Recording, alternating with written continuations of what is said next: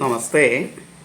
15/6/2025 ഞായറാഴ്ചത്തെ ഫലമാണ് നമ്മൾ നോക്കുന്നത്.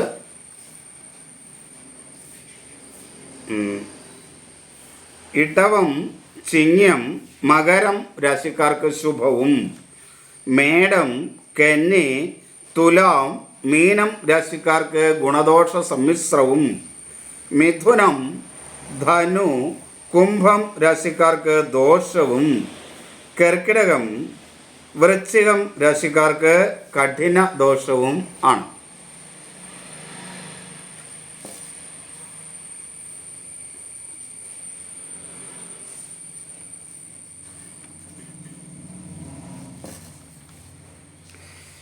ഇനി നമുക്ക് വിശദമായിട്ട് നോക്കാം. അതിനു മുമ്പ് മിഥുനം 1-ാം തീയതിയാണ്. 15/6/2025 എന്ന് പറഞ്ഞാൽ മിഥുനമാസം 1-ാം തീയതിയും കൂടെ ആണ്.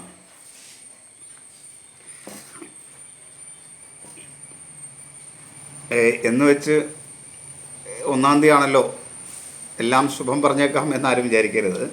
അങ്ങനെ കഴിയില്ല. എനിക്ക് എന്താണോ കാണുന്നത് അത് പറയാനേ അറിയൂ. കാരണം അതിനകത്ത് കാണുന്നത് പ്രത്യേകിച്ച് ദോഷങ്ങളാണെങ്കിൽ അത് പറയാതിരിക്കാൻ പറ്റില്ല. കാഠിന്യമൊക്കെ ഉണ്ടെങ്കിൽ അത് പറയും. പിന്നെ വളരെ കുഴപ്പമൊന്നുമില്ല അങ്ങനെയുള്ള കാര്യങ്ങളൊന്നും പറയാറുമില്ല. സാധാരണ രാശി വയ്ക്കുമ്പോഴാണെങ്കിലും അങ്ങനെ തന്നെയാണ്. രാശി പ്രശ്നമൊക്കെ നോക്കാൻ വരുന്നവരുടെ അടുത്തും ദോഷം കണ്ടാൽ ഒരിക്കലും ഞാൻ പറയാതിരിക്കാറില്ല. കാരണം അനുകൂലമല്ലാത്ത സ്ഥിതികളെ ഒന്ന് നേരിടാൻ നമുക്ക് മനസ്സുകൊണ്ട് പ്രാപ്തമാകണം. നമ്മുടെ ജീവിതം എന്നും സുഖം ഉണ്ടാവുന്നൊന്നുമില്ല. നമ്മുടെ ജീവിതത്തിൽ നമ്മുടെ മനുഷ്യ ജീവിതം എന്നല്ല, ഈ ഭൂമിയിൽ ആര് ജനിച്ചാലും ഏതൊരു ജീവി ജനിച്ചാലും അതിന് പ്രയാസങ്ങളുണ്ടാവും, സുഖം ഉണ്ടാവും, സന്തോഷം ഉണ്ടാവും. അത് പ്രകൃതിയുടെ നിയമമാണ്. ഈശ്വരാവതാരമെടുത്ത് വന്ന ഭഗവാൻ, മനുഷ്യാവതാരമെടുത്ത് വന്ന ഭഗവാൻ, ഈശ്വരൻ മനുഷ്യാവതാരമെടുത്ത് വന്ന ഭഗവാൻ പോലും അത് മനുഷ്യൻ്റെ അവതാരമായി എന്നൊരു കാരണം കൊണ്ട് തന്നെ ദുഃഖങ്ങളും ദുരിതങ്ങളും ഒക്കെ ഉണ്ടായിട്ടുണ്ട്. അതിൽ നിന്ന് ഭഗവാൻ നമുക്ക് നൽകുന്നത് എന്താന്ന് വെച്ചാൽ, അതിൻ്റെ സന്ദേശം എന്താണെന്ന് വെച്ചാൽ, ഈ ഭൂമിയിൽ ദുഃഖങ്ങളെ അനുഭവിക്കേണ്ടി വരും, കൂടുതലും ദുഃഖങ്ങളെ അനുഭവിക്കേണ്ടി വരും, സുഖങ്ങളെ കുറച്ച് ഉപയോഗിക്കേണ്ടി വരും. കാരണം ഇത് കലിയുഗത്തിൽ ദുഃഖം കൂടുതൽ അനുഭവപ്പെടുന്ന കാലഘട്ടമാണ്. എന്നാൽ കലിയുഗത്തിന് മറ്റൊരു പ്രത്യേകതയുണ്ട്. പരിഹാരകർമ്മ, ഈ ദുരിതങ്ങൾക്ക് പരിഹാരമായി മോക്ഷപ്രാപ്തിക്ക് ഏറ്റവും അനുയോജ്യമായ കാലവും ഈ കലിയുഗമാണ്. നാമജപം കൊണ്ട് തന്നെ മോക്ഷപ്രാപ്തി ലഭിക്കാൻ കഴിയുന്ന ഇത് ഈ കലിയുഗത്തിൽ മാത്രമുള്ളൊരു പ്രത്യേകതയാണ്. ഭഗവാനെ മനസ്സുകൊണ്ട് ധ്യാനിച്ച് നാമജപം കൊണ്ട് മാത്രം നമ്മുടെ ദുരിതങ്ങളെയും പ്രയാസങ്ങളെയും മാറ്റാനും മോക്ഷപ്രാപ്തിയിലെത്താനും കഴിയും. മോക്ഷം എന്ന് പറഞ്ഞാൽ ഭഗവാന്റെ അടുത്ത് എത്തുക എന്നാണ്. ഇവിടെ നമ്മൾ ഒരു യാത്രക്കാർ മാത്രം, കുറച്ച് നാളത്തേക്ക് വരുന്ന ഒരു യാത്രക്കാർ മാത്രമാണ്. കുറച്ച് നാളത്തേക്ക് ഇവിടെ വരുന്നു. ആരുടെയോ നിർദ്ദേശം അനുസരിച്ച് നമ്മളിവിടെ വന്നു. നമുക്കറിയാം, നമ്മളോട് ആരും പറഞ്ഞതായിട്ട് ഓർക്കണില്ലാത്തതുകൊണ്ട് നമുക്കറിയില്ല ആരുടെ നിർദ്ദേശമാണ്. പക്ഷെ നമുക്കറിയാം ഈശ്വരൻ്റെ നിർദ്ദേശമാണ്. ഇതുപോലുള്ള ജന്മങ്ങൾ നമ്മൾ ഇതിനു മുമ്പും പലതും എടുത്തിട്ടുണ്ടാവും. ഇതിനു ശേഷം നമ്മുടെ പ്രവൃത്തികളൊന്നും അനുകൂലമല്ലെങ്കിൽ ഇനിയും എടുക്കേണ്ടി വരും. പ്രവൃത്തികൾ നല്ലതാണ് എങ്കിൽ മോക്ഷപ്രാപ്തിയാണ്. മോക്ഷപ്രാപ്തിയായാൽ പിന്നെ ജന്മം വേണ്ടല്ലോ, ഭഗവാന്റെ അടുത്തേക്ക് പോകാമല്ലോ. ഭഗവാന്റെ അടുത്തേക്ക് ചെന്നാൽ പിന്നെ അവിടുന്ന് തിരിച്ചു പോരില്ല. മറ്റ് ലോകങ്ങളിലൊക്കെയാണ് ചെന്ന് കഴിഞ്ഞാൽ തിരിച്ചു പോരുക. സ്വർഗത്തിലൊക്കെ ചെന്ന് നമ്മൾ നമ്മുടെ പുണ്യം ക്ഷയം കഴിയുമ്പോൾ തിരിച്ച് ഇങ്ങോട്ട് തന്നെ പോരും ഭൂമിയിലേക്ക്. വീണ്ടും കർമ്മകാണ്ഡത്തിലൂടെ വരാൻ വേണ്ടി പുണ്യക്ഷയം, നമ്മൾ ചെയ്ത പുണ്യങ്ങളുടെ ക്ഷയം സംഭവിക്കുമ്പോൾ വീണ്ടും ഭൂമിയിലേക്ക് വരും. പുണ്യവും പാപവും തുല്യമാകുന്ന ഒരു സമയത്ത് വീണ്ടും ഭൂമിയിലേക്ക് തന്നെ വരും എന്നാണ് പറയുക. അപ്പോൾ വീണ്ടും ഭൂമിയിൽ ജനിക്കേണ്ടി വരും. അപ്പോൾ അതുകൊണ്ട് പുണ്യങ്ങളെ കൂടുതലായിട്ട് ചെയ്യുക. നാമജപം വളരെ പ്രധാനമാണ്. നാമം ജപിക്കാൻ തുടങ്ങിയാൽ തന്നെ നമ്മുടെ മനസ്സ് വളരെ ശാന്തമാവാൻ തുടങ്ങും, അനുകമ്പ ഉണ്ടാകാൻ തുടങ്ങും, മറ്റുള്ളവരോടൊക്കെ കരുണ തോന്നാനായിട്ട് തോന്നും. നാമജപം തുടങ്ങിക്കഴിയുമ്പോൾ നമുക്കുണ്ടാകുന്ന മാറ്റങ്ങൾ അതൊക്കെ ആയിരിക്കും. എല്ലാവരോടും മനസ്സിൻ്റെ ഉള്ളിൽ സ്നേഹം ഉണ്ടായി തുടങ്ങും. ചിലപ്പോൾ പുറത്ത് ദേഷ്യമൊക്കെ ചിലരോട് പ്രകടിപ്പിച്ചാലും ആ വ്യക്തിയോട് പോലും ഉള്ളിൻ്റെ ഉള്ളിൽ ഒരു സ്നേഹം, ഒരു അനുകമ്പ ഉണ്ടാകും. നാമജപത്തിൻ്റെ ഗുണം അത്. അപ്പോൾ അങ്ങനെയൊക്കെ നാമം ജപിക്കുമ്പോൾ ആ അനുകമ്പയും സ്നേഹവും ഒക്കെയാണ് നമ്മൾ പുണ്യമായി വർദ്ധിക്കുന്നതും മോക്ഷപ്രാപ്തിക്ക് പ്രാപ്തമാക്കുന്നതും നമ്മെ. അതുകൊണ്ട് നന്നായി നാമം ജപിക്കുക കേട്ടോ. പിന്നെ ഞാൻ പറഞ്ഞതുപോലെ കണ്ടത് പറയാൻ എനിക്കറിയൂ. അതുകൊണ്ട് എല്ലാവരും ശുഭം കേൾക്കണമെന്നാണ് എല്ലാവരും ആഗ്രഹിക്കുക അല്ലേ? എല്ലാ ദിവസവും ശുഭമായിരിക്കണം എന്ന് ആഗ്രഹിക്കുന്നവരാണ് നമ്മൾ. പക്ഷേ അങ്ങനെ ആകാൻ നമുക്ക് പറ്റില്ല എന്ന് മനസ്സിലാക്കുക. പിന്നെ ഈ ജീവിതം ദുരിതപൂർണമായതിലൂടെ കടന്നുപോയി ആ ദുരിതത്തിൽ നമ്മൾ ഈശ്വരനെ പ്രാർത്ഥിക്കുക, ഈശ്വരൻ്റെ നാമം ജപിക്കുക. അങ്ങനെ മനസ്സ് ആർദ്രമാക്കുക. മറ്റുള്ളവർ സ്നേഹവും സഹാനുഭൂതിയും അനുകമ്പയും ഒക്കെ ഉള്ളതായി മാറിക്കഴിയുമ്പോൾ ഭഗവാന്റെ അനുഗ്രഹം ലഭിക്കുകയും നമ്മൾ ഭഗവാന്റെ അടുത്തേക്ക് ചെല്ലുകയും ചെയ്യും. അപ്പം അതിനു വേണ്ടിയുള്ള പ്രവർത്തനം മതി. നമ്മൾ മുജ്ജന്മത്തിൽ ചെയ്ത ദുരിതങ്ങളുടെ ഫലമാണ് കൂടുതൽ നമ്മൾ അനുഭവിക്കുക ഈ ജന്മം. ഈ ജന്മം നമ്മൾ പാപമായി ചെയ്യുന്നെങ്കിൽ അതിനൊരു ജന്മം വീണ്ടും വരും എന്നാണ് പറയുന്നത്. അപ്പോൾ പൂർവ്വജന്മത്തിലെ ദോഷങ്ങൾ നമ്മൾ ചെയ്തിട്ടുണ്ടെങ്കിൽ അത് ഒരു പരിധി വരെ അനുഭവിക്കാതിരിക്കാൻ നിർവാഹമില്ലല്ലോ. കുറച്ചൊക്കെ അനുഭവിച്ചു പറ്റൂ.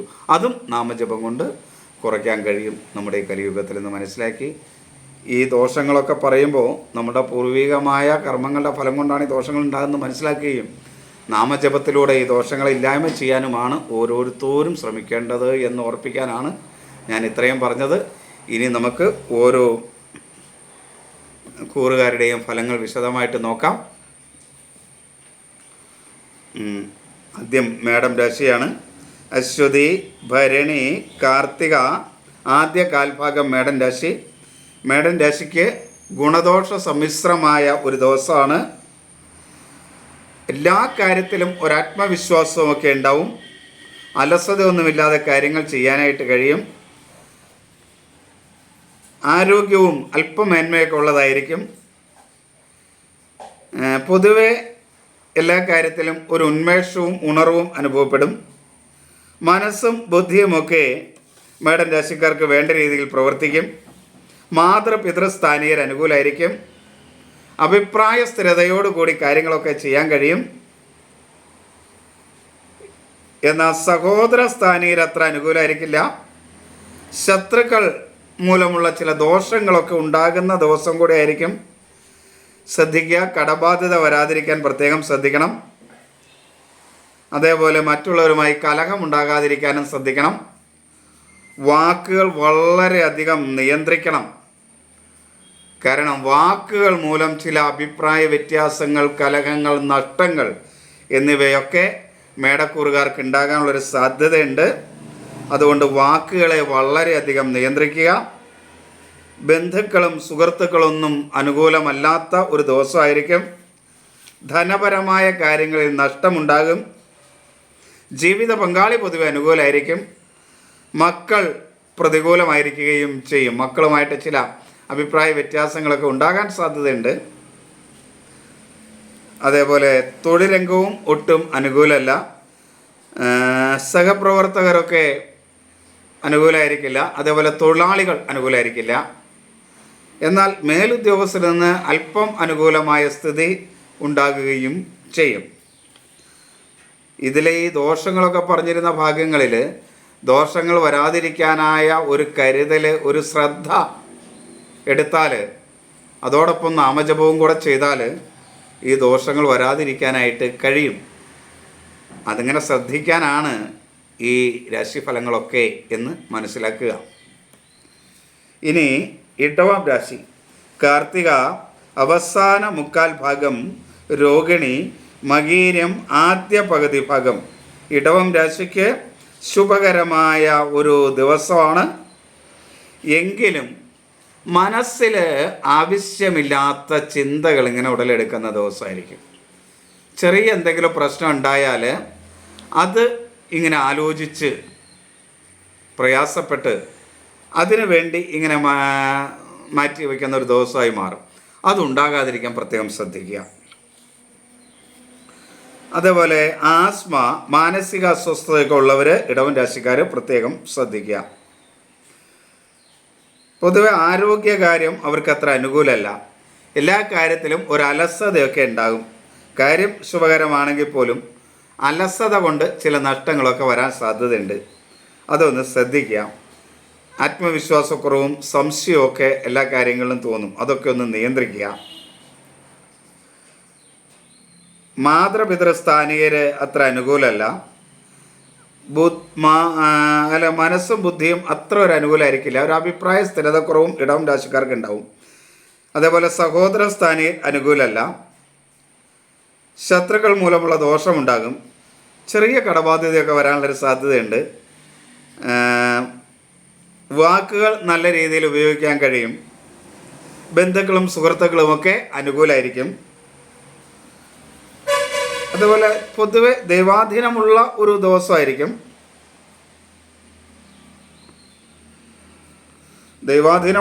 ദിവസമായിരിക്കും. ജീവിത പങ്കാളിയൊക്കെ അനുകൂലമായിരിക്കും. മക്കളും അനുകൂലമായിരിക്കും. കുടുംബത്തിലൊരു സ്വസ്ഥതയും സമാധാനവും ഒക്കെ ഇടവൻ രാശിക്കാർക്ക് കിട്ടും. തൊഴിൽ രംഗത്തും മേന്മയുണ്ട്. എങ്കിലും ഇടവൻ രാശിക്കാർ ലഹരി പദാർത്ഥങ്ങൾ ഒരു കാരണവശാലും ഉപയോഗിക്കരുത്. അതിനനുകൂലമായ ദിവസം അല്ല. അതേപോലെ അനുചിതമായ ചില സുഹൃബന്ധങ്ങളും ഉണ്ടാക്കാൻ സാധ്യതയുണ്ട്. അതും കൂടെ ഒന്ന് ശ്രദ്ധിക്കുക. ഈ ദോഷങ്ങൾ പറയുമ്പോഴേ അത് വരും എന്നർത്ഥത്തിലല്ല എടുക്കേണ്ടത്. ദോഷങ്ങൾ വരാതിരിക്കാനായിട്ടുള്ള ഒരു ശ്രദ്ധ ആ ദോഷങ്ങൾ പറഞ്ഞ ഭാഗങ്ങളിലൊക്കെ കൊടുക്കുക. ഇപ്പോൾ ചില കലഹങ്ങൾ ഉണ്ടാവും എന്ന് പറഞ്ഞാൽ എവിടെയെങ്കിലും അതിനുള്ളൊരു സാധ്യത ഉണ്ടെങ്കിൽ വാക്കുകളെ നിയന്ത്രിക്കുക. ഇങ്ങനെയൊക്കെ ചില കാര്യങ്ങൾ ചെയ്തിട്ട് ആ ദോഷത്തെ കുറയ്ക്കാനായിട്ട് ബോധപൂർവമായി ശ്രമിക്കാം. അതിനാണ് ഇത് ഉപയോഗിക്കേണ്ടത് എന്ന് എല്ലാ രാശിയിലും ഞാൻ എല്ലാ ദിവസവും ഓർപ്പിക്കുന്നുണ്ട്. വീണ്ടും ഓർപ്പിക്കുകയാണ്. അത് ഉണ്ടാകണമെന്നല്ല, ഉണ്ടാകാതിരിക്കാനായിട്ട് ശ്രമിക്കണം. ബോധപൂർവം ശ്രമിക്കണം. അതോടൊപ്പം നാമജപമൊക്കെ നടത്തുമ്പോൾ ഭഗവാന്റെ അനുഗ്രഹവും ഉണ്ടാവും. നമ്മുടെ ശ്രമവും ഉണ്ടാവുമ്പോൾ ദോഷങ്ങൾ വരാതിരിക്കും. അങ്ങനെയാണ് ഇത് മാറുന്നതെന്ന് മനസ്സിലാക്കുക. മിഥുനം രാശി. മകയിരം അവസാന പകുതി ഭാഗം, തിരുവാതിര പുണർദം ആദ്യ മുക്കാൽ ഭാഗം. മിഥുനം രാശിക്ക് ദോഷകരമായ ഒരു ദിവസമാണ്. ആരോഗ്യവും മനസ്സും അത്ര അനുകൂലമല്ല. ഒരു പ്രതിരോധ ശക്തി കുറവ് അനുഭവപ്പെടും. അതേപോലെ ഉദര സംബന്ധമായ അസുഖങ്ങൾ, ദഹനക്കുറവ്, പിത്തം, ഇങ്ങനെയൊക്കെയുള്ള കാര്യങ്ങളൊന്ന് ശ്രദ്ധിക്കുക. മനസ്സും ബുദ്ധിയും ഒന്നും വേണ്ട രീതിയിൽ പ്രവർത്തിക്കില്ല. മാതൃപിതൃസ്ഥാനീയർ അനുകൂലമായിരിക്കില്ല. ഒരഭിപ്രായ സ്ഥിരത ഉണ്ടാവില്ല. ജലദോഷം, അതേപോലെ മാനസികമായ അസ്വസ്ഥതകൾ, അങ്ങനെയൊക്കെ ഉള്ള ആളുകൾ വളരെയധികം ശ്രദ്ധിക്കുന്നത് നല്ലതാണ്. സഹോദര സ്ഥാനീയർ പൊതുവെ അനുകൂലമായിരിക്കും. ശത്രുക്കൾ മൂലമുള്ള ദോഷമൊക്കെ കുറയും. ഒന്ന് ശ്രദ്ധിച്ചാൽ കടബാധ്യത കുറച്ചുകൊണ്ട് വരാട്ടോ. ധനപരമായ എന്തെങ്കിലും കാര്യങ്ങൾ കെട്ടുകയാണെങ്കിൽ അത് കടം കുറയ്ക്കുന്നതിന് വേണ്ടി ഉപയോഗിക്കുക കുറച്ച് നാളത്തേക്ക്. അത് വേറൊരു കാര്യത്തിന് വേണ്ടി മാറ്റിവെച്ചാൽ ഈ കടം തീർക്കൽ നടക്കില്ല. ആ കാര്യവും നടക്കാത്തൊരവസ്ഥയാണ് കുറച്ച് നാളത്തേക്ക് മിഥുനക്കൂറുകാർക്ക്. അപ്പോൾ അതുകൊണ്ട് അതൊന്ന് ശ്രദ്ധിച്ചു പോകുന്നത് നന്നായിരിക്കും. വാക്കുകളെ വളരെയധികം നിയന്ത്രിക്കുക.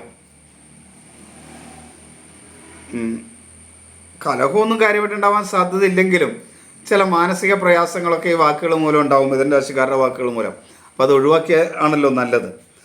അതേപോലെ മക്കൾ പൊതുവെ അനുകൂലമായിരിക്കും. ജീവിത പങ്കാളിയും അനുകൂലമായിരിക്കും.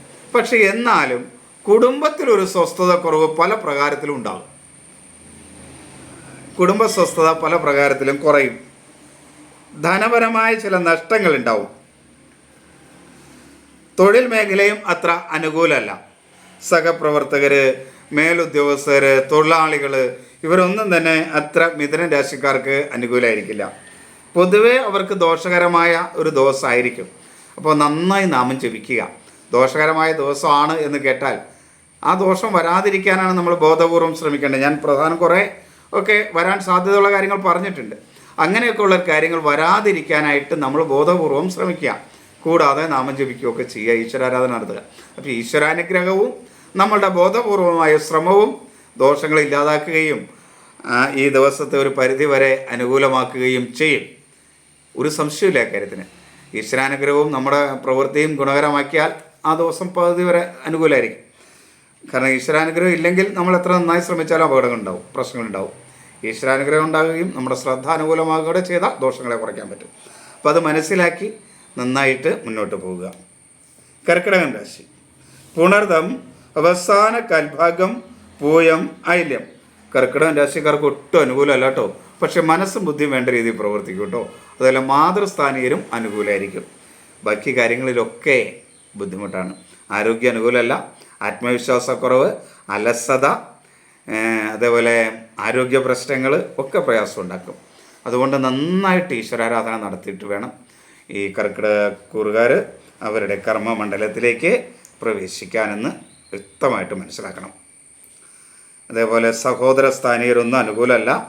ഭൂമി സംബന്ധമായ കാര്യങ്ങൾ അനുകൂല.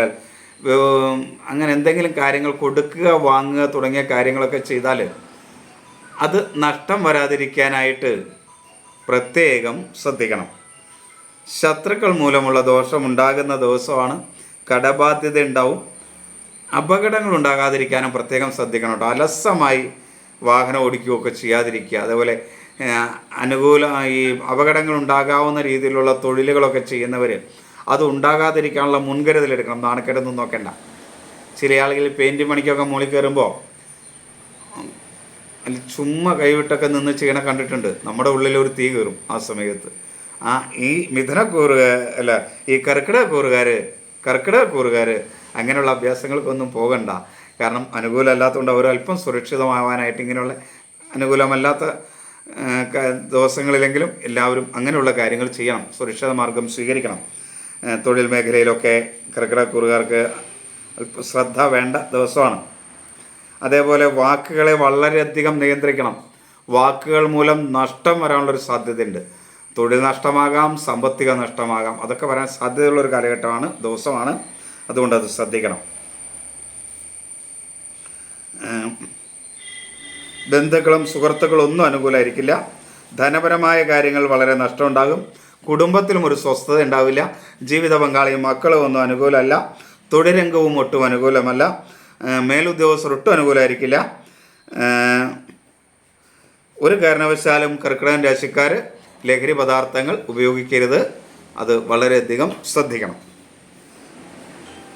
ഈ ദോഷകരമായ കാര്യം പറയുമ്പോൾ നമ്മൾ ആ ദോഷം ഉണ്ടാകാതിരിക്കാൻ ബോധപൂർവം ശ്രദ്ധിക്കണം.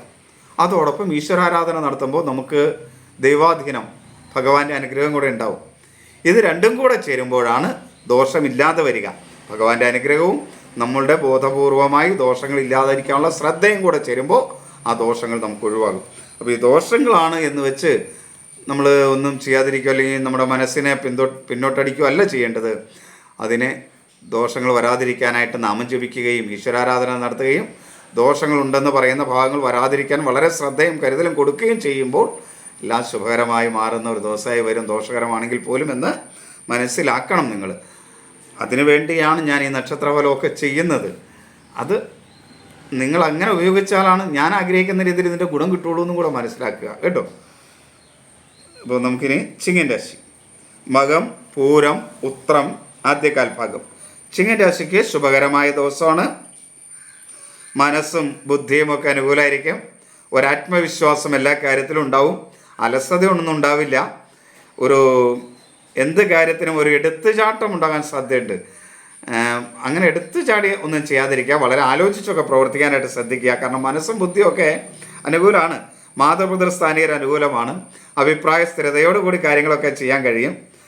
അതേപോലെ എന്നാൽ സഹോദര സ്ഥാനീയർ അത്ര അനുകൂലമല്ല. ഭൂമി സംബന്ധമായോ ധനപരമായോ ഒക്കെ നേട്ടങ്ങൾ ഉണ്ടാകുമെങ്കിലും ഭൂമി സംബന്ധമായ കാര്യങ്ങളിൽ കുറച്ച് കൂടുതൽ ശ്രദ്ധ കൊടുത്തില്ലെങ്കിൽ ചെറിയ നഷ്ടങ്ങളൊക്കെ വരാൻ സാധ്യതയുണ്ട്. മറ്റുള്ളവരുമായി ചെറിയ കലഹങ്ങളൊക്കെ ഉണ്ടാകും. എങ്കിലും അത് വലിയ പ്രശ്നമാക്കേണ്ട. വാക്കുകൾ വളരെ നല്ല രീതിയിൽ ഉപയോഗിക്കാൻ കഴിയും. സുഹൃത്തുക്കളും ബന്ധുക്കളും ഒക്കെ ഒരു പരിധി വരെ അനുകൂലമായിരിക്കുകയും ചെയ്യും. ധനപരമായ കാര്യങ്ങളിൽ പൊതുവെ നേട്ടമുണ്ടാകും. മക്കളും ജീവിത പങ്കാളിയുമൊക്കെ അനുകൂലമായിരിക്കുന്നത് കൊണ്ട് കുടുംബത്തിലൊരു സ്വസ്ഥതയും സമാധാനവും ഉണ്ടാകും. എന്നാൽ തൊഴിൽരംഗം അത്ര മേന്മയുള്ളതാണോ എന്ന് ചോദിച്ചാൽ ചില അസ്വസ്ഥതകൾ സഹപ്രവർത്തകരിൽ നിന്നോ കൂടെ നിൽക്കുന്നവരിൽ നിന്നൊക്കെ ഉണ്ടാകുന്നത് കൊണ്ട് തൊഴിൽരംഗം അനുകൂലമായിരിക്കില്ല. ഒരു കാരണവശാലും തൊഴിൽരംഗത്ത് ലഹരി ഉപയോഗിച്ചുകൊണ്ട് ചിങ്ങം രാശിക്കാർ പോകാതിരിക്കുക. പൊതുവെ അവർക്ക് ചിങ്ങം രാശിക്കാർക്ക് ഗുണകരമാണ്. അപ്പം അത് കൂടുതൽ ഗുണകരമാക്കാനായിട്ട് ശ്രമിക്കുക കൂടെ ചെയ്യുക. ആ ദോഷങ്ങൾ പറഞ്ഞിട്ടുള്ളത് അത് വരാതിരിക്കാൻ ശ്രദ്ധിക്കാൻ വേണ്ടിയാണെന്ന് മനസ്സിലാക്കുക.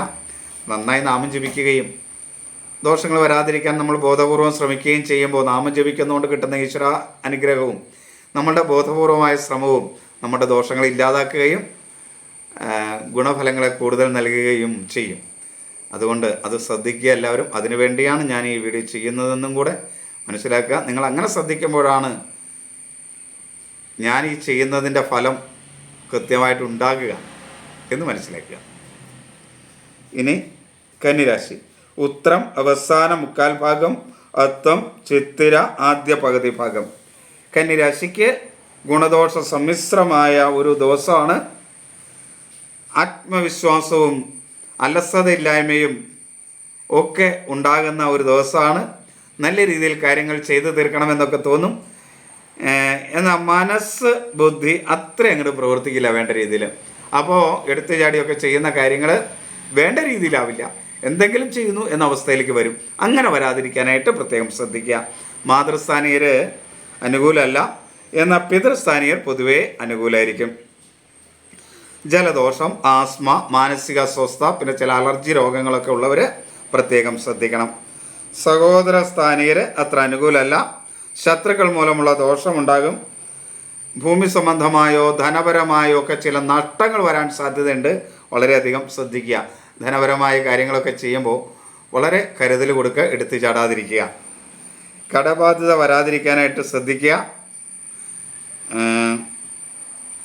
ബന്ധുക്കളും സുഹൃത്തുക്കളുമൊക്കെ ഒരു പരിധിവരെ അനുകൂലമാണ്. വിദ്യാർത്ഥികൾക്കും ഒരു പരിധിവരെ അനുകൂലമാണ്. ധനപരമായ നഷ്ടം ഞാൻ നേരത്തെ പറഞ്ഞതാണ്. ചില അംഗീകാരങ്ങളും ചിലപ്പോൾ നഷ്ടപ്പെടാനുള്ളൊരു സാധ്യതയുണ്ട്. ജീവിത പങ്കാളി പൊതുവെ അനുകൂലമായിരിക്കും. വാഹന സംബന്ധമായ കാര്യങ്ങളിൽ ചില നേട്ടങ്ങളൊക്കെ ഉണ്ടാകാനുള്ളൊരു സാധ്യതയും ഉണ്ട്.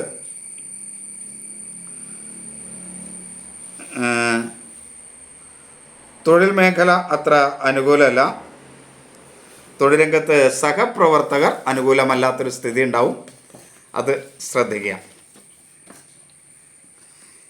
ഇതിനകത്ത് അനുകൂലമല്ല എന്ന് പറഞ്ഞിട്ടുള്ള കാര്യങ്ങളെ അനുകൂലമാകാതെ പോകുമെന്ന് മനസ്സിലാക്കുമ്പോൾ അത് വളരെ ശ്രദ്ധയോടെ അത് ഭംഗിയായി അനുകൂലമാക്കാനായിട്ട് ശ്രദ്ധിക്കാൻ ബോധപൂർവം ശ്രമിക്കാം. അത് കൂടാണ്ട് നമ്മൾ നാമം ജപിക്കുകയും ഈശ്വരാരാധന നടത്തുകയൊക്കെ ചെയ്യുമ്പോൾ അതിൻ്റെ ഒരു അനുഗ്രഹവും ഭഗവാന്റെ ഉണ്ടാവും.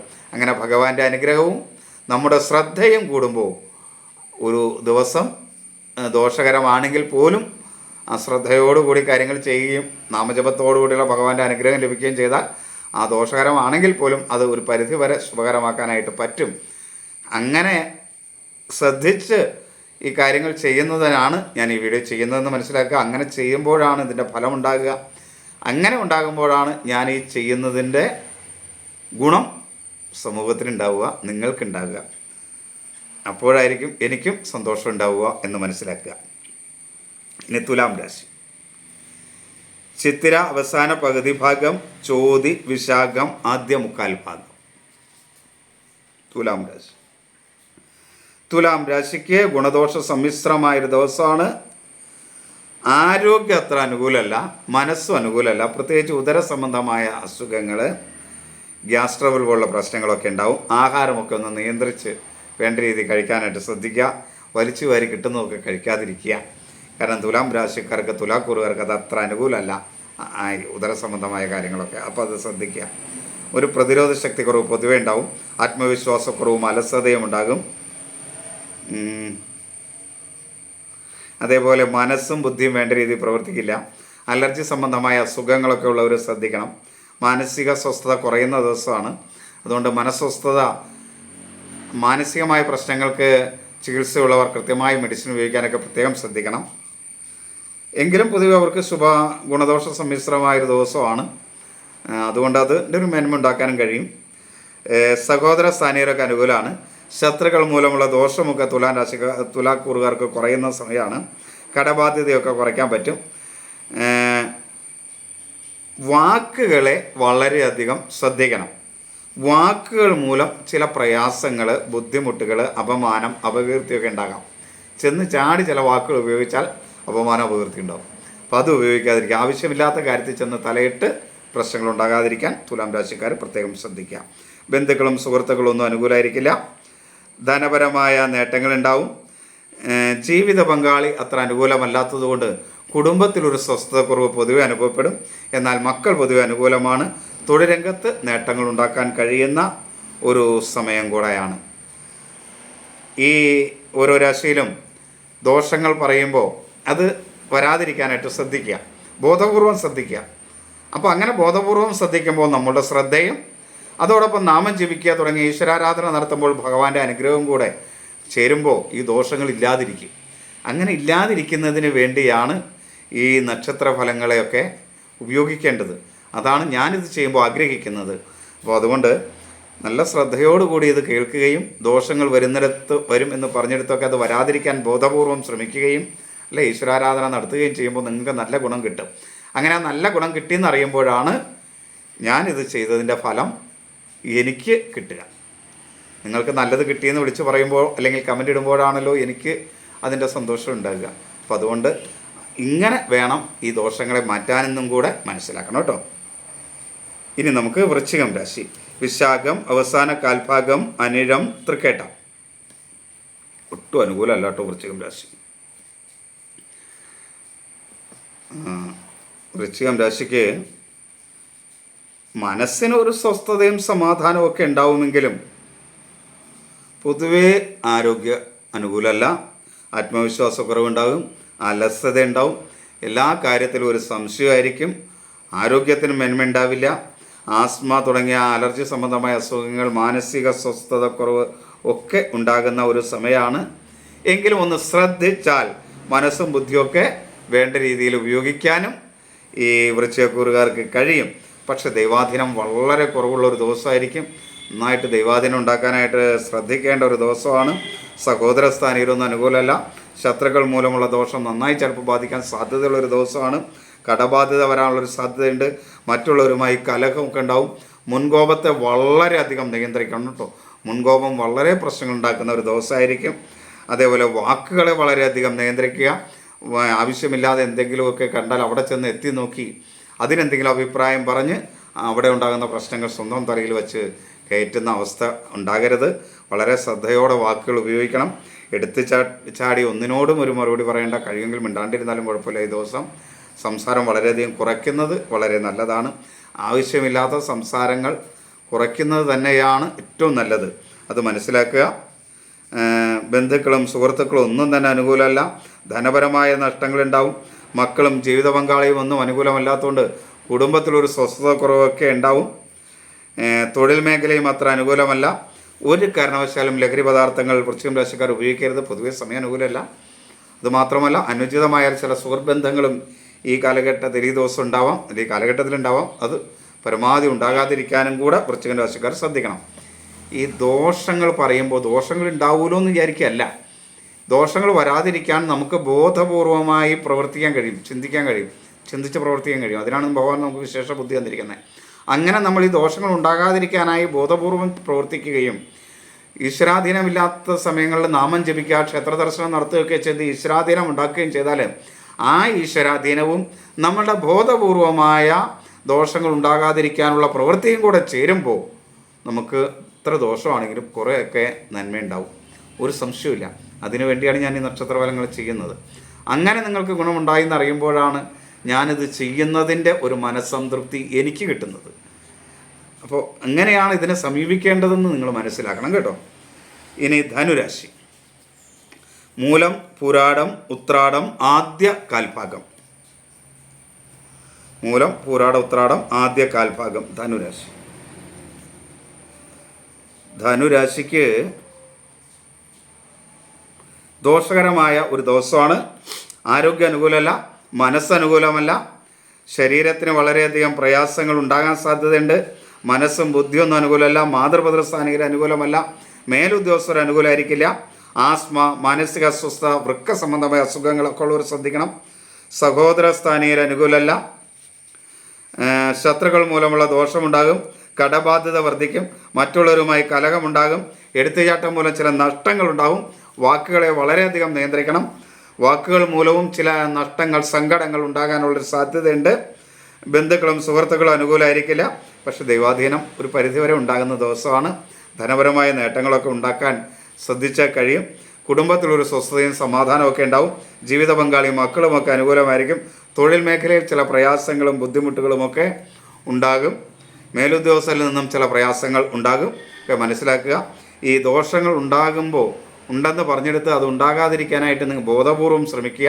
അതേപോലെ ദോഷകരമായ ദിവസമായതുകൊണ്ട് നന്നായിട്ട് ഈശ്വരാധീനം ഉണ്ടാക്കുക.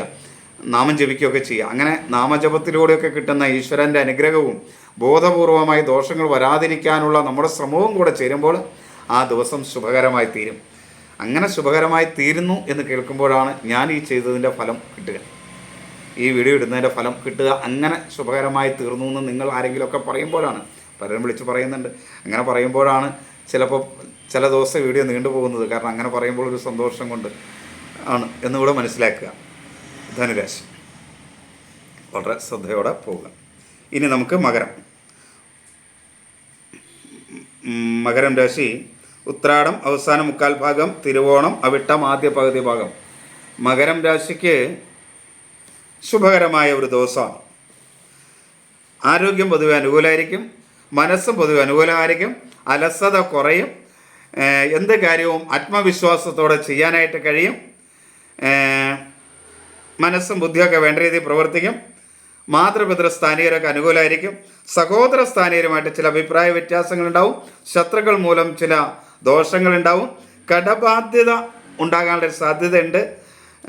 മറ്റുള്ളവരുമായി ചെറിയ കലഹങ്ങളൊക്കെ ഉണ്ടാകാനുള്ളൊരു സാധ്യതയുണ്ട്. വലിയ പ്രശ്നങ്ങളുണ്ടാവില്ല. വാക്കുകൾ നല്ല രീതിയിൽ ഉപയോഗിക്കാൻ കഴിയുന്നതുകൊണ്ട് പല പ്രശ്നങ്ങളെയും ബോധപൂർവം ശ്രമിച്ചാൽ പരിഹരിക്കാൻ കഴിയും. ബന്ധുക്കളും സുഹൃത്തുക്കളുമൊക്കെ അനുകൂലമായിരിക്കും. പക്ഷേ ദൈവാധീനം അല്പം കുറയുന്ന സമയമാണ്. മക്കളുമായിട്ട് ചില അഭിപ്രായ വ്യത്യാസങ്ങളൊക്കെ ഉണ്ടാവാം. ജീവിത പങ്കാളി പൊതുവെ അനുകൂലമാണ്. തൊഴിൽ മേഖലയിൽ നേട്ടങ്ങൾ ഉണ്ടാകുന്ന സമയമാണ്. ഒരു കാരണവശാലും മകരം രാശിക്കാർ ലഹരി പദാർത്ഥങ്ങൾ ഉപയോഗിക്കാതിരിക്കാൻ പ്രത്യേകം ശ്രദ്ധിക്കുക. ഗുണമാണ് എന്ന് പറഞ്ഞിട്ട് കയ്യിലിരിപ്പ് നല്ലതല്ലെങ്കിൽ ദോഷമാവും. അതുകൂടെ ശ്രദ്ധിക്കുക. ഈ ദോഷങ്ങളൊക്കെ പറയുമ്പോൾ ആ ദോഷങ്ങൾ വരാതിരിക്കാനായിട്ട് ബോധപൂർവം ശ്രമിക്കുകയും നാമജപത്തിലൂടെയൊക്കെ ചെയ്യുമ്പോൾ കിട്ടുന്ന ഈശ്വരാനുഗ്രഹം കൂടെ ചേരുമ്പോഴാണ് ദോഷങ്ങൾ ഇല്ലാണ്ടാവുന്നത്. അപ്പം എത്ര ദോഷം പറഞ്ഞാലും ഈശ്വരാനുഗ്രഹം ഉണ്ടാക്കാനുള്ള കർമ്മം ചെയ്യുകയും ബോധപൂർവം ദോഷങ്ങൾ ഇല്ലാതിരിക്കാൻ ശ്രമിക്കുകയും കൂടെ ചെയ്യുമ്പോൾ എത്ര ദോഷമുള്ള ദിവസമാണെങ്കിലും അതിനെ ശ്രദ്ധയോടെ കൈകാര്യം ചെയ്താൽ കുറച്ചൊക്കെ മേന്മയുണ്ടാക്കിയെടുക്കാൻ കഴിയും. അങ്ങനെ ഉണ്ടാക്കണം. അതിനു വേണ്ടിയാണ് ഞാൻ ഈ വീഡിയോ ചെയ്യുന്നത്. അങ്ങനെ ഉണ്ടായി എന്ന് കേൾക്കുമ്പോഴാണ് ഞാനിത് ചെയ്തതിൻ്റെ ഫലം എനിക്ക് കിട്ടുന്നത്, അഥവാ എൻ്റെ മനസ്സംതൃപ്തി എനിക്ക് ലഭിക്കുന്നത്. ഇനി നമുക്ക് കുംഭം രാശി. അവിട്ടം അവസാന പകുതി ഭാഗം, ചതയം പൂരുരട്ടാതി ആദ്യ മുക്കാൽ ഭാഗം. കുംഭം രാശിക്ക് ദോഷകരമായൊരു ദിവസമാണ്. എങ്കിലും ശ്രമിച്ചാൽ നന്നായിട്ട് ദൈവാധീനം ഉള്ള ഒരു ദിവസവും കൂടെ ആയിരിക്കും. ആരോഗ്യം അനുകൂലമല്ല. മനസ്സ് മാത്രം അനുകൂലമായിരിക്കില്ല. ബുദ്ധി വേണ്ട രീതിയിൽ പ്രവർത്തിക്കില്ല. അലസതയും ആത്മവിശ്വാസക്കുറവും ഒക്കെ അനുഭവപ്പെടും. ഈ അലർജി സംബന്ധമായ അസുഖമുള്ളവരും ശ്രദ്ധിക്കണം. പ്രത്യേകിച്ച് ആസ്മ പോലെയുള്ളവർ, അതൊക്കെ ഉള്ളവർ. പിന്നെ സഹോദര സ്ഥാനീയർ കുംഭം രാശിക്കാർക്ക് അത്ര അനുകൂലമല്ല. ശത്രുക്കൾ മൂലമുള്ള ദോഷമുണ്ടാവും. കടബാധ്യത ഉണ്ടാവും. വാക്കുകളൊന്ന് നിയന്ത്രിക്കുന്നത് നന്നായിരിക്കും. വാക്കുകൾ മൂലം ചില നഷ്ടങ്ങൾ ഉണ്ടാവാനുള്ള സാധ്യതയുണ്ട്. അതുകൊണ്ട് അത് വളരെയധികം ശ്രദ്ധിക്കണം. ധനപരമായ നേട്ടങ്ങളുണ്ടാവും. ബന്ധുക്കളും സുഹൃത്തുക്കളൊന്നും അനുകൂലമല്ല. ജീവിത പങ്കാളിയും മക്കളും പൊതുവെ അനുകൂലമാണ്. അതുകൊണ്ട് കുടുംബത്തിൽ സ്വസ്ഥതയും സമാധാനമൊക്കെ ഉണ്ടാവും. തൊഴിൽ രംഗം അത്ര മേന്മയുള്ളതല്ല. തൊഴിലാളികളിൽ നിന്ന് ചില പ്രയാസങ്ങളൊക്കെ ഉണ്ടാവും. മേലുദ്യോഗസ്ഥരും അനുകൂലമായിരിക്കില്ല. സഹപ്രവർത്തകർ അനുകൂലമായിരിക്കില്ല. ഒരു കാരണവശാലും കുംഭം രാശിക്കാർ ലഹരി പദാർത്ഥങ്ങൾ ഉപയോഗിക്കരുത് കേട്ടോ. ഒട്ടും അനുകൂലമല്ല. ഈ ദോഷങ്ങൾ പറയുന്ന സമയത്തെ ആ ദോഷങ്ങൾ ഉണ്ടാകാതിരിക്കാൻ ബോധപൂർവം ഒന്ന് ശ്രമിക്കുക. ഇന്ന ദോഷം വരുമല്ലോ, അതുകൊണ്ട് അത് വരാതിരിക്കാൻ വേണ്ടി നമ്മൾ ശ്രദ്ധിക്കുക. അതേപോലെ ഈശ്വരാധീനം ഉണ്ടാക്കാൻ വേണ്ടി നാമം ജപിക്കുക, ക്ഷേത്ര ദർശനം നടത്തുകയൊക്കെ ചെയ്യുക. അപ്പോൾ അങ്ങനെ അതൊക്കെ ചെയ്യുമ്പോൾ നമുക്ക് നാമജപത്തിലൂടെ കിട്ടുന്ന ഭഗവാന്റെ അനുഗ്രഹവും നമ്മുടെ ബോധപൂർവമായ ശ്രമം കൂടെ കൂടുമ്പോൾ ദോഷങ്ങളൊക്കെ കുറച്ച് മാറും. അങ്ങനെ മാറിയെന്ന് കേൾക്കുന്നതാണ് എനിക്ക് ആത്മസംതൃപ്തി ഉണ്ടാകുക. അതിനു വേണ്ടിയാണ് ഞാൻ ഈ വീഡിയോ ചെയ്യുന്നത് എന്നുകൂടെ മനസ്സിലാക്കുക. ശ്രമം ഉണ്ടാകണം. വെറുതെ കേട്ടുപോയിട്ട് ഫലമൊന്നും ഇല്ല ഇത്. ഇനി മീനം രാശി. പൂരുരുട്ടാതി അവസാന കാൽഭാഗം ഉത്രട്ടാതി രേവതി. മീനം രാശിക്കാർക്ക് ഗുണദോഷ സമ്മിശ്രമായൊരു ദിവസമാണ്. മനസ്സ് പൊതുവെ അനുകൂലമല്ല. പൊതുവെ ആരോഗ്യകാര്യത്തിലൊക്കെ ഇനി ചെറിയ ചെറിയ പ്രയാസങ്ങളൊക്കെ ഉണ്ടാകുന്ന ഒരു കാലഘട്ടം കൂടെയാണ് ഈ ദിവസം. അങ്ങനെയാണ്. ഒരു ആത്മവിശ്വാസക്കുറവും ഒക്കെ എല്ലാ കാര്യത്തിലും ഉണ്ടാവും. അലസത ഉണ്ടാവും. എന്നാൽ മനസ്സും ബുദ്ധിയൊക്കെ വേണ്ട രീതിയിൽ പ്രവർത്തിക്കും. മാതൃസ്ഥാനീയർ അനുകൂലമാണ്. പിതൃസ്ഥാനീയർ അനുകൂലമല്ല. ഒരഭിപ്രായ സ്ഥിരത കുറവ് എല്ലാ കാര്യത്തിലും കാണിക്കും. അതൊന്ന് ശ്രദ്ധിച്ചാൽ മതി, മാറ്റിയെടുക്കാനായിട്ട് കഴിയുകയും ചെയ്യും. സഹോദര സ്ഥാനീയർ അനുകൂലമാണ്. ശത്രുക്കൾ മൂലമുള്ള ദോഷം കുറയുന്ന ഒരു സമയമാണ്. കടബാധ്യത കുറയ്ക്കാൻ കഴിയും. വാക്കുകൾ നല്ല രീതിയിൽ ഉപയോഗിക്കാൻ കഴിയും. ബന്ധുക്കളും സുഹൃത്തുക്കളുമൊക്കെ ഒരു പരിധി വരെ അനുകൂലമാണ്. വാക്കുകൾ മൂലം ചില നേട്ടങ്ങൾ ഉണ്ടാക്കാനും കഴിയും. എന്നാൽ ദൈവാധീനം അല്പം കുറവുള്ള സമയമായതുകൊണ്ട് അത് ഉണ്ടാക്കാനായിട്ട് നന്നായി ശ്രമിക്കണം. ചില ധനനഷ്ടമൊക്കെ വരാൻ സാധ്യതയുണ്ട്. മക്കളുമായിട്ടൊക്കെ ചില അഭിപ്രായ വ്യത്യാസങ്ങൾ ഉണ്ടാവാം. എന്നാൽ ജീവിത പങ്കാളി പൊതുവെ അനുകൂലമാണ്. തൊഴിൽ രംഗത്ത് അത്ര മേന്മയുള്ള സമയമല്ല. മേലുദ്യോഗസ്ഥർ അനുകൂലമായിരിക്കില്ല. സഹപ്രവർത്തകരും തൊഴിലാളികളും ഒന്നും അനുകൂലമായിരിക്കില്ല. അപ്പം ഇതൊക്കെ ശ്രദ്ധിച്ച് മുന്നോട്ട് പോവുക. ദോഷങ്ങൾ ഉണ്ട് എന്ന് പറഞ്ഞെടുത്ത് ദോഷങ്ങൾ വരാതിരിക്കാൻ ബോധപൂർവം ഒരു ശ്രമം കൊടുക്കുകയും ദൈവാധീനമില്ലാത്തത് കൊണ്ട് അല്ലെങ്കിൽ ദോഷങ്ങൾ ഉണ്ടാകുമെങ്കിൽ കൃത്യമായി നാമം ജപിക്കുകയൊക്കെ ചെയ്യുമ്പോൾ അതിലൂടെ കിട്ടുന്ന ഈശ്വരാനുഗ്രഹവും ഈ ബോധപൂർവമായ ശ്രമവും കൂടെ ചേരുമ്പോൾ ആ ദോഷങ്ങൾ ഇല്ലാതെയാവും ഈശ്വരാധീനത്തിൻ്റെ അനുഗ്രഹത്തിൽ. അപ്പോൾ അതുകൊണ്ട് അതിനു വേണ്ടി ശ്രമിക്കുക. അതിനു വേണ്ടിയാണ് ഈ നക്ഷത്രഫലങ്ങൾ ചെയ്യുന്നത്. അങ്ങനെ എനിക്കുണ്ടാകുന്ന ചില കാര്യങ്ങൾ ഇതേപോലെ അങ്ങോട്ട് മാറിപ്പോയി എൻ്റെ ശ്രദ്ധ കൊണ്ട് എന്നൊക്കെ നിങ്ങൾ പറഞ്ഞു കേൾക്കുമ്പോൾ ആണ് ഞാൻ ഈ വീഡിയോ ചെയ്യുന്നത് കൊണ്ടുള്ള ഒരു ആത്മസംതൃപ്തി എനിക്ക് ലഭിക്കുന്നത്.